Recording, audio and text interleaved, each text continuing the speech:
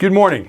So I know that this past Sunday was Easter, right? Yes, we all know that. Resurrection Sunday. So now we can just forget about Jesus and the resurrection until next year when Lent rolls around. False.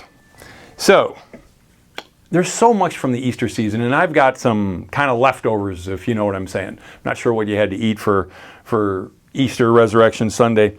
But this week I have just some different takeaways, some different thoughts. So I'm borrowing some ideas from Max Lucado from his book On the Anvil.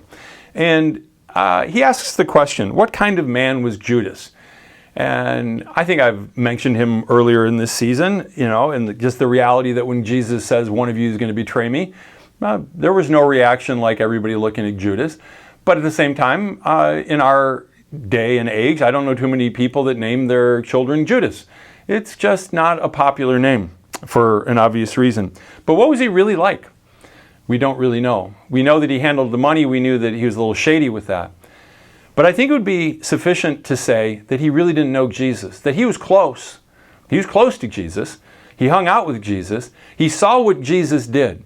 As a matter of fact, I believe it's Psalm 103, that God says that I showed my ways to Moses, my deeds to the children of Israel. The children of Israel saw what God did, but they didn't get to know God. But Moses did. So if I were to ask you, what's eternal life? A lot of people would just be like, it's to live forever. Well, so maybe you're living in a nursing home. Is that where you want to live forever? It's like, oh, wait a minute. No, I don't want to just live forever. It's a quality of life. Well, according to Jesus, in John chapter 17, verse 3, John records that Jesus said this on the night that he was betrayed by Judas.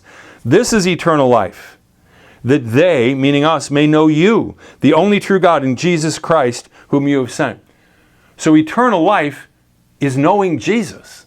Eternal life is relationship with God, which means that begins now, not then. Now, I'm not saying it's not going to get better. It will get better. It is going to get better. And we will see him face to face and be able to live. But may I suggest to you that Judas was close, but he didn't really know. He didn't really know Jesus. Max goes on to say that you always probably try to picture him, we think of him as kind of this loner, estranged from the other disciples, kind of this wiry, sly character.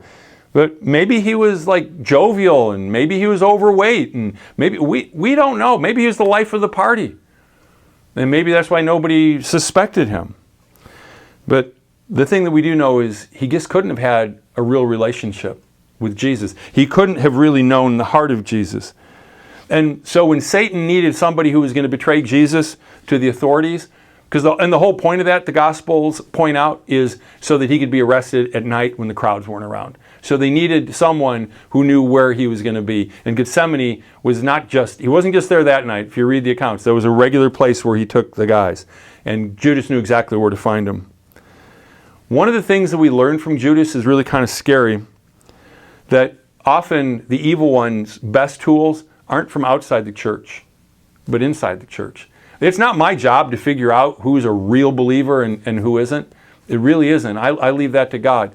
But have there been over the years some people that afterwards I kind of scratch my head and I go, I'm not so sure after all about that person. Yeah. But it's not my place. It's not my place to try to evaluate where somebody's at in that sense spiritually. But Judas, he had the cloak of religion. He really did. He looked good. He fit right in.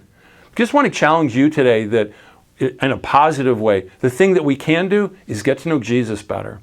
And one of the things I've prayed since I first came to Christ is, help me to see you, Jesus, as you really are, and make me more like you. Less of me, more of you. If we do that, I don't think we're going to fall into the Judas trap at all. God bless you. Have a great day.